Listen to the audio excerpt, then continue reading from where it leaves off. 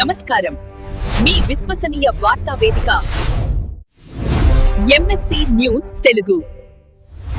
Pulse multi speciality hospital general medicine విభాగం నందు doctor Anwar physician, diabetologist, critical care specialist, general surgery విభాగం నందు doctor K Anand Goud, senior laparoscopic, laser and general surgeon doctor Teenu Chandish Kotla, MBBS, MS ortho, FIJR, consultant orthopaedic and joint replacement surgeon.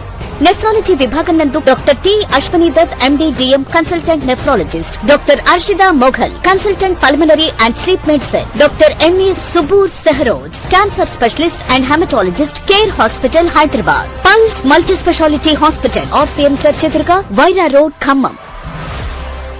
అయ్యా శత్రువుడు అని ఊరికి అనద్దు. నీకు శత్రువు అవుతున్నది నువ్వే, నీకు మిత్రుడు అవుతున్నది నువ్వే. ముందు నీ మనస్సులో ఏం జరుగుతుందో గమనించమని చెప్పాడు కృష్ణ పరమాత్మ. మన మనస్సులో ఉన్న అసూయను మనం పోగొట్టుకోమండి.